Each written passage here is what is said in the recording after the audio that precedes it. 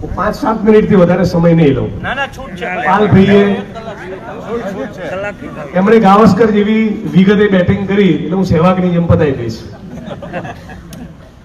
આપ સૌ સરપંચશ્રીઓ, વિસ્તારના સૌ સન્માનનીય વડીલો, આગેવાનો, યુવાનો અને ધરતીપુત્રો, પાલભાઈ બોલતા હતા અને બેઠા બેઠા મારા મનમાં એક વિચાર ચાલતો હતો. આજથી 50 વર્ષ પછીના આપણા સંતાનો આપણને ગૌરવપૂર્વક યાદ કરે એવી લડત આપણે લડીએ છીએ. આ સવાલ પોતાના આત્માને પૂછવાનો છે. સ્ત્રીઓને મણિપુરમાં નગ્ન કરીને ફેરવી અને આ ભારત ભૂમિ, ગાંધી સરદારનું ગુજરાત, એક 100 જણાએ કે આવેદન પત્ર આપ્યું અને જો ના તો તમારા અને મારા પરિવારના સંતાનો આજથી 25 વર્ષે, 50 વર્ષે, 75 વર્ષે, 100 વર્ષે આપણો ઇતિહાસ વાંચીને આપણને વંદન કે સલામ કરશે.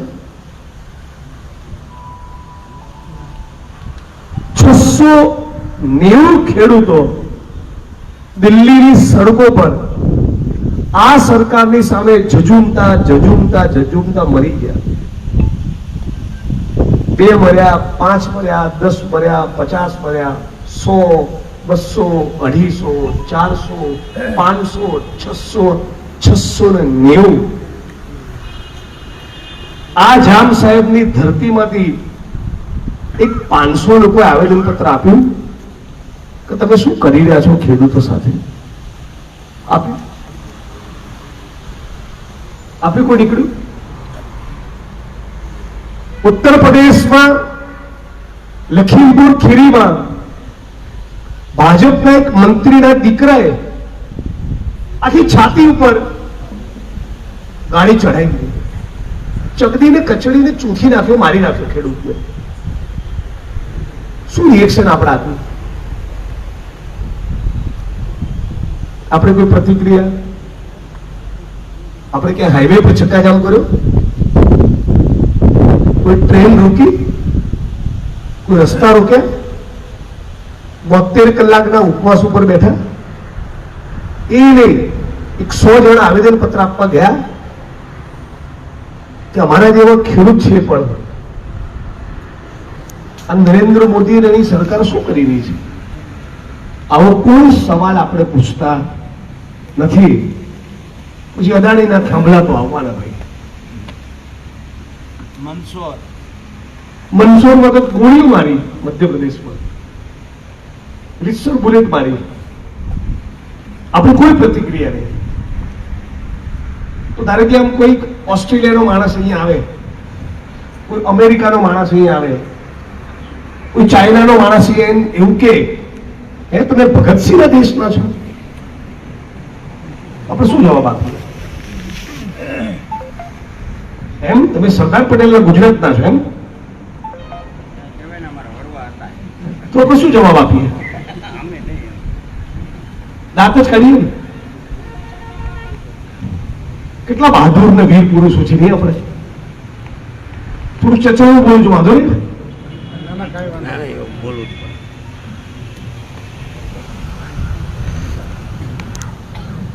આપણી આવનારી પેઢીઓ કઈ રીતે જોશે આપણને એની કોઈ ચિંતા નથી આપણને.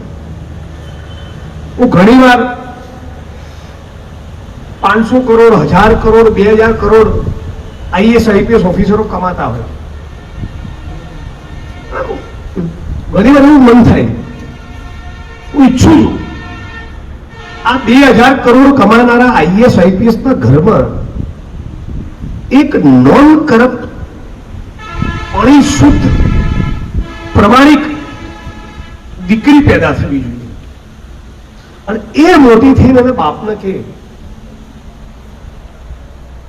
આ ગુજરાતને લૂંટીને 2000 કરોડ કમાયા. મને દીકરી તરીકે શરમ આવે છે તમારી ઉપર. મને દીકરા તરીકે શરમ આવે છે તમારી ઉપર. કાશ એક એવી પેઢી તૈયાર થાય.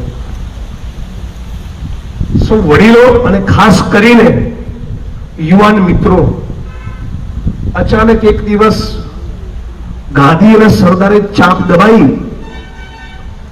અને અંગ્રેજો જતા રહે, એવું નથી થયું. 23 વર્ષની ઉંમર હતી ભગતસિંહની ત્યારે ફાંસીના માંચડે લટક્યા. ભગતસિંહની જનેતાને ગમ્યું હશે. આપણા દીકરાને પીએસઆઈ કે પીઆઈ ધપકો બી આપે ને, ખબરદાર જો રેલીમાં ગયો તો આપણે જ કહીએ ના જતો લે પૈસાનો મને વાંચ. ભગતસિંહની માને ગમ્યું છે. કાળા પાણીની સજા, અંડમાન નિકોબારની જેલ, કેટલા હજારો હજાર લાખો લાખ કોંગ્રેસના સિપાહીઓએ પીઠ પર દંડા ખાધા, છાતી પર ગોળીઓ ખાધી, લાંબી લાંબી જેલની યાતનાઓ ભોગવી. અને આ નાલાયકો એવું કહે છે કે 70 વર્ષમાં શું કર્યું. પંડિત જવાહરલાલ નહેરુ 11.5 વર્ષ દેશ માટે જેલમાં હતા. 11 કલાક જે જેલમાં નથી રહ્યા એ નહેરુજીને સવાલ પૂછે છે. મૌલાના આઝાદ ભારતના પહેલા શિક્ષા મંત્રી 9.5 વર્ષ જેલમાં રહ્યા. છે આ દેશમાં આપણે અહીં બેઠા છીએ, આમાંથી આંદોલન કરતા કરતા 100 દિવસ જેલમાં રહેવું બી છે.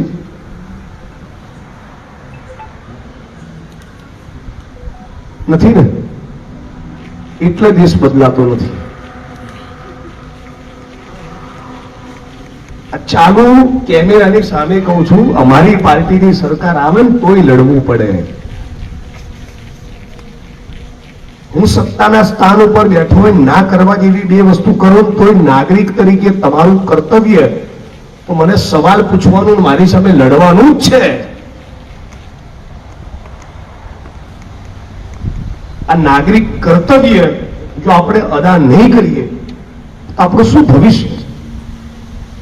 હું વડગામનો ધારાસભ્ય, મહેસાણા મારું વતન, અમદાવાદમાં ઘર, મારે ક્યાં જામનગરથી વોટ લેવાના છે?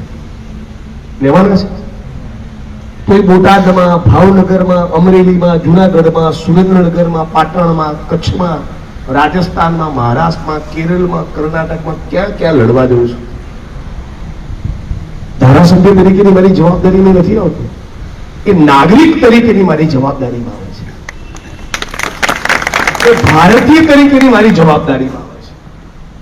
બાકી સમાજ વિદ્યાની ચોપડીમાં ટૂંકનો દાઈ ભગતસિંહ 2 ફકરા લખી દો, 10 માંથી 6 માર્ક આવી ગયા, પાસ થઈ ગયા.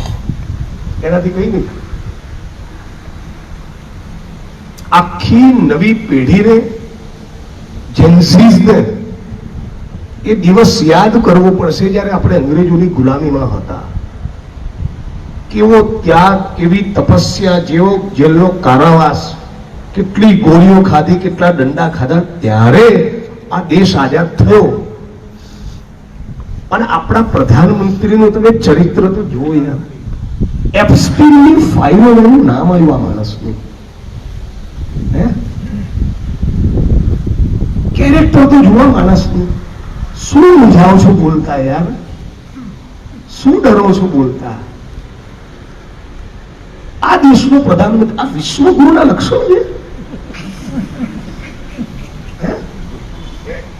12 વર્ષની, 14 વર્ષની, 16 વર્ષની દીકરીઓને જેફરી એપ્સ્ટીન નામનો માણસ એક ટાપુ પર લઈ જાય. આખી દુનિયાના પૂંજીપતિ અને રાષ્ટ્રપતિ, પ્રધાનમંત્રી કક્ષાના માણસો એ 12, 14, 16 વર્ષની દીકરીઓને ભોગવવા જાય. એ માણસની સલાહ આપણો વિશ્વગુરુ લેતો હતો. અને મારું જામનગર ચૂપ છે, ગુજરાત ચૂપ છે, આખો દેશ ચૂપ છે.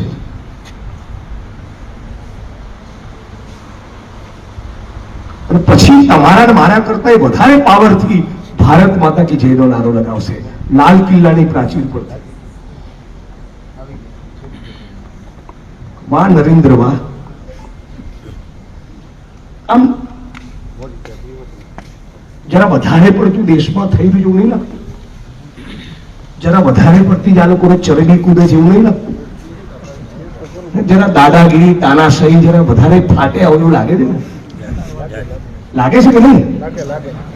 એમના પક્ષના હોદ્દેદારો કાર્યકર્તાઓ એમને 25 વર્ષથી વોટ આપનારા પણ હવે તો આવું બોલતા થયા. કેમ એક લીટી છાપામાં એપ્સ્ટીન ફાઇલ વિશે કેમ નથી આવતું? અને વચ્ચે સોશિયલ મીડિયામાં બહુ વિડીયો આવ્યા એ દીકરીઓને મારીને ટુકડા કરીને ખાધા છે એવી પણ એક વાત છે. એ બધા વિડીયો ક્યાં ગાયબ થઈ ગયા? તમે વિચાર કર્યો? આટલી બધી ચેનલો, દુનિયાની ચેનલો, એક અડધો કલાકનો એપિસોડ કેમ નહીં બનાવ્યો? કેમ બતાવો?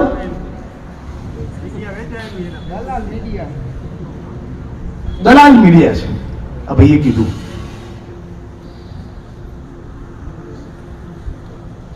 મીડિયાનું કામ સત્તાને સવાલ પૂછવાનું છે, એની ચાપલુસી કરવાનું નથી.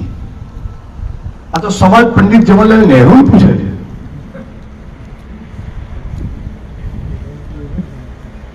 બે 2019 જે ભાઈએ ખેડૂતોની આવક ડબલ કરવાનું વચન આપ્યું એની ઉપર એક 5 મિનિટનો પણ એપિસોડ બતાવતા નથી. 25 લાખ યુવાનોનું ભવિષ્ય બરબાદ થઈ ગયું. 25 લાખ. અને ગુજરાત મોડેલ છે. કેમ? કેમ કે પહેલા નીટનું પેપર ફૂટ્યું નહીં, પહેલા આપણા ગુજરાતમાં 25 પેપર ફૂટ્યા પણ ગુજરાતી તરીકે આપણે રોડ ઉપર ઉતર્યા નહીં.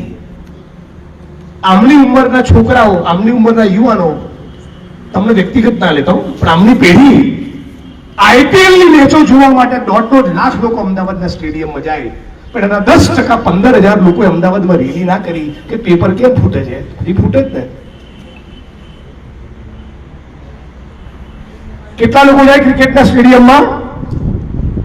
1 લાખ, 1.25 લાખ. સાચું ભાઈ? એટલી કેપેસિટી છે ને. એમાં આ બધા વડીલોની ઉંમરના તો બહુ ઓછા હશે. યુવા પેઢી જાય ને IPL ની મેચો જોવા. 1 લાખ યુવાનો IPL ના સ્ટેડિયમમાં હોય. હારા એનાથી 10મા ભાગના યુવાનો રોડ ઉપર ના ઉતરે, ક્રાંતિ ના કરે તો ક્યાંથી પેપર ના ફૂટે?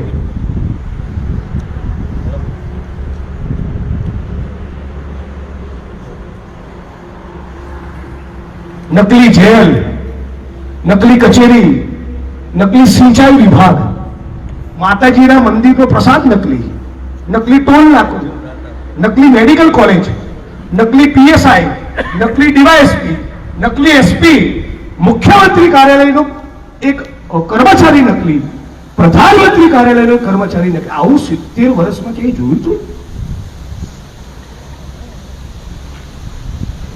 આટલું ધુપ્પલ. આવું જગતના કોઈ ખૂણામ નથી હો. જગત કહું છું, ભારતના ઇતિહાસમાં તો નહીં જ, પણ તોય પેલો ભાઈ કે હું વિશ્વગુરુ છું, સમજણ નહીં પડતી મને તો. કઈ બાબતના બી વિશ્વગુરુ છે?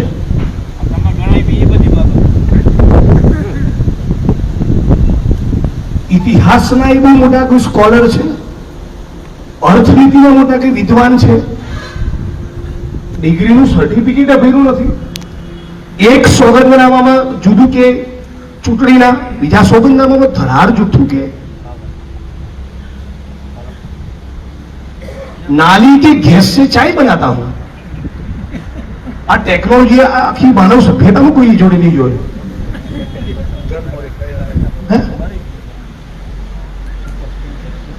કે છે ને આવો આવો પ્રધાનમંત્રી આપણે પસંદ કર્યો. કહું 3026 ના યુવાનો આપણી બહુ મજા લેશે, હે ને? 3040 ના યુવાનો કાળા જબરા હતા, આવા મોદી બોલો લાવતા હતા, એવું ડાક કાઢશે આપણી પર. એ વખતે પણ પ્રધાનમંત્રીએ તો શું નામ નરેન્દ્ર મોદી આપણે નાલીના ગેસમાંથી ચાય બનાવવાનું કીધું હતું ને, ખોબે નો ખોબે વોટ આપતા હતા. ગુજરાત તો એટલું મહાન હતું, 30 વર્ષ વોટ આપ્યા. હશે એક પેઢી,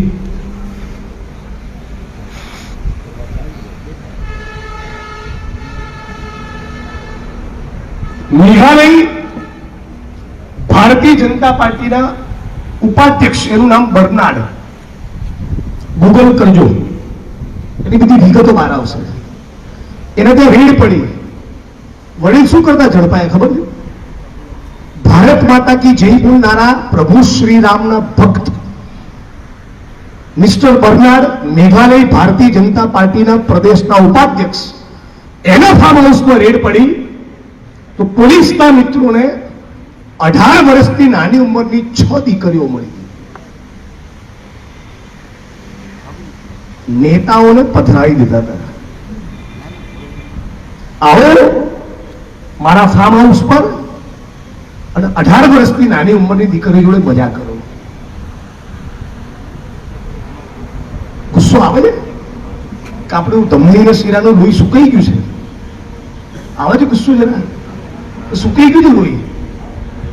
હે, આપણા ઘરોમાં બી છે બેન દીકરીઓ માતાઓ છે કે નથી? આ નીચોનો વોટ આપીએ છીએ આપણે. આ ભારત ભૂમિના, આ માટીના ગદ્દારને આપણે વોટ આપીએ છીએ કે આપણામાં શરમ લાજ જેવું બચ્યું છે કે નહીં?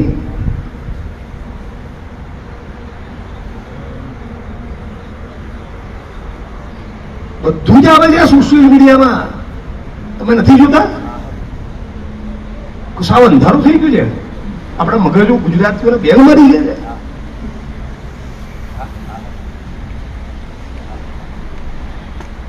કેટલા માણસો ભાજપના ડ્રગ્સના ધંધામાં પકડાયા. ડ્રગ્સ,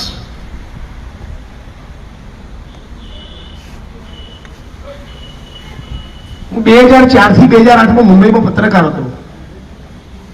પત્રકારત્વ જયારે કરતો એ દિવસોમાં મારે ગુજરાતના ડ્રગ્સની પરિસ્થિતિ વિશે કોઈ દાડો લખવું પડ્યું હોય એવું પ્રસંગ નથી આવ્યો. ત્યારે આવી બવાલ નથી. મુંબઈથી પાછો આવ્યો 2008 પછી ખેડૂતોના પ્રશ્નો ઉપર, વંચિતોના પ્રશ્નો ઉપર લડતો થયો. 8 થી 2012 એ 4-5 વર્ષ. એ વખતે મારા ડ્રગ્સના મુદ્દે ગુજરાત સરકારની સામે કોઈ ધરણા કરવા પડ્યા હોય એવો પણ પ્રસંગ મને યાદ નથી. એના પછી 2012-13 વકીલ થયો.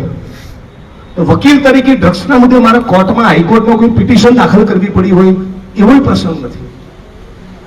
છેલ્લા 5 થી 7 વર્ષમાં ખાલી ગુજરાતના દરિયા કાંઠે તમે અને હું જે અત્યારે બેઠા છીએ, આ દરિયા કાંઠા પર કેટલું ખબર છે ડ્રગ્સ? 72,000 કરોડ. કેટલું ડ્રગ્સ આવ્યું વડીલ? 720 કરોડનું ડ્રગ્સ ગુજરાતમાં ઘૂસે તો કેવું મોત આવે? 720 કરોડ નહીં, 7,200 કરોડ નહીં, 72,000 કરોડનું ડ્રગ્સ આવ્યું. બોલો જય શ્રી રામ.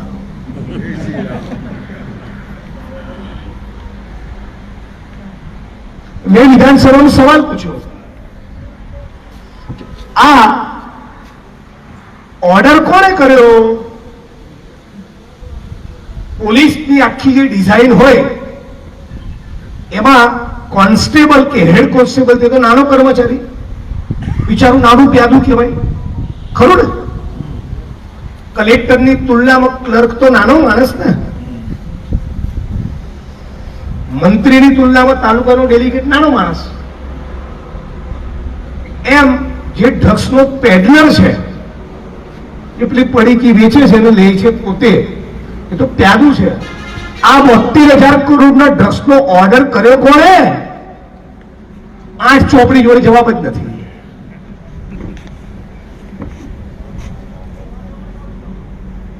તમારો મારો હોલસેલનો ધંધો હોય અને હું એવું કહું, આપણે વર્ષોથી 25 વર્ષનો સંબંધ હોય, હું તમને એવું કહું કે કામ કરો, 10 લાખનો સામાન કાલ મૂકી જાવ, 2-4 મહિને પૈસા આપીશ, તો 20-25 વર્ષનો સંબંધ હોય અને જનરલી 1,00,000-1.5 લાખનો સામાન લઈ જતો હોય તો કે જિગ્નેશભાઈ બધું જોવું ના પડે, 10 લાખનો સામાન મૂકી જાવ. હું એવું કહું 340 કરોડ મૂકી જાવ તો તાવ આવી જાય ને.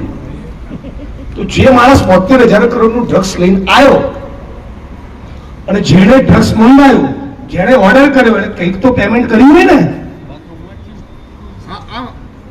એ કોણે પેમેન્ટ કર્યું? હવાલો પાડ્યો, ચેક આપ્યો, કેશ આપ્યો, શું કર્યું? કોઈ જવાબ જ નથી. તો સવાલ એ છે કે જે સરકાર તમારા દીકરાઓની ધમની અને શીરામાં ચરસ ઘુસેડા છે, ગાંજો ઘુસેડે છે, દારૂ ઘુસેડે છે, ડ્રગ્સ ઘુસેડે છે, એ તમને ખેડૂતોને ટેકાના ભાવ આપે? એ તમારો વિકાસ કરે? 2 + 2 4 જેવી વસ્તુ છે ને. જેના હૃદયમાં હિત હોય, જનતાનું, સામાન્ય નાગરિકોનું, ગુજરાતનું, દેશનું, એ ડ્રગ્સનો કારોબાર ફેરવા દે. અને 150 ચૂંટીને આયા, એક માણસ બોલે છે મારા સિવાય દારૂ ડ્રગ્સ વિશે? એક બતાવો. 150 માંથી એક બોલે છે? કેમ નથી બોલતા? શું સેટિંગ છે? શું ગણિત છે? એમાંથી ટકાવારીઓ નક્કી થયેલી છે.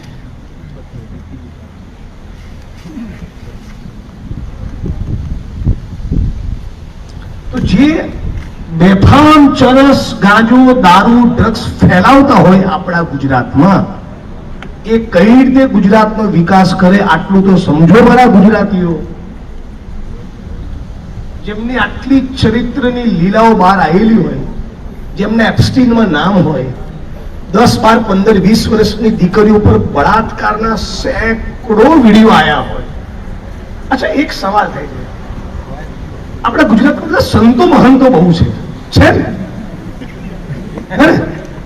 ડાયરાઈ બહુ કરે છે, આવા કથાઈ બહુ કરે છે. એમાંથી એકે માણસ આ ખેડૂતોને આટલા જોડ્યા કેમ બોલતા નથી? બેન દીકરીઓ, માતાઓ પર આટલા બળાત્કારનો જુલ્મ થાય કેમ બોલતા નથી? ત્યારે બધું આધ્યાત્મિક જ્ઞાન કે અલગ થઈ જાય છે.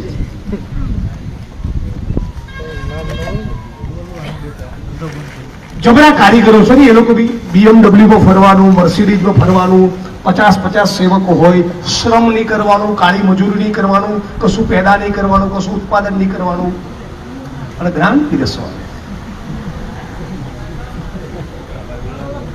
મસ્ત નથી કામ?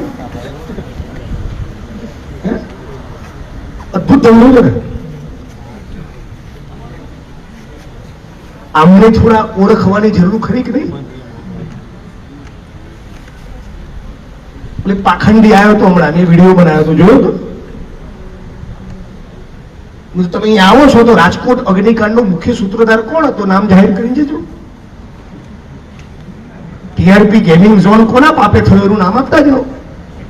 અને ગુજરાતમાંથી ચરસ, ગાજો, દારૂ, ડ્રગ્સ કોણ લાવે છે એનું નામ આપો. બહુ મોટા પરમ તેજસ્વી હતો.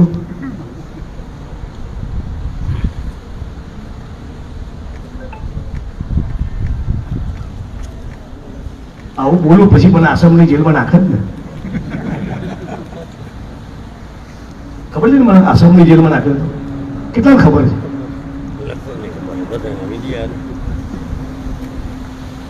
કેટલા વર્ષ થયા વડીલ? 52 વર્ષ થયા. 30 વર્ષથી રાજનીતિ, 22 વર્ષ થયા ત્યાંથી રાજનીતિ જોતા સમજતા થયા છો. તમારા બધી કોઈ 70-75 વર્ષના બી વડીલ હશે ને? વડીલ કેટલી ઉંમર થઈ કાકા? 74 વર્ષના થયા. 24 વર્ષે માણસ, 34 વર્ષે પોલિટિકલ બધું સમજતા થયા હોય, કોંગ્રેસ, ભાજપ, ધીસ ધેટ, તો એ 40 વર્ષથી રાજનીતિ સમજતા થયા. ગુજરાતના કોઈ નેતાને બીજા રાજ્યની જેલમાં નાખ્યો એવું જોયું કોઈ દાડો? મારા માટે કેમ આટલો પ્રેમ હશે?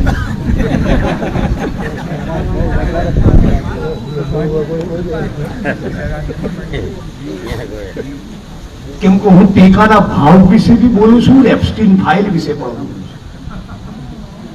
મૂળ મરચા એમાં લાગે છે. તમને ખબર નહીં વડીલ આસામની જેલમાં મને નાખ્યા પછી શું કર્યું? મહિલા પોલીસ તો મારી જોડે બેસાડીને છેડતીની એફઆઈઆર કરી મારી પર, એમની કસ્ટડીમાં એમના લોકઅપમાં હતો ત્યારે. કેવા ગજબના પ્રભુ શ્રી રામના ભક્તો છે નહીં? ક્યાં ચરિત્ર પાયા હે. વાહ મોદીજી વાહ. અને વસ્તી જો દમાદમ તાલુકા પંચાયતો એમની, જિલ્લા પંચાયતો એમની, નગરપાલિકાઓ એમની, મહાનગરપાલિકાઓ એમની, 150 ધારાસભ્ય અને થાંભલાય એમના.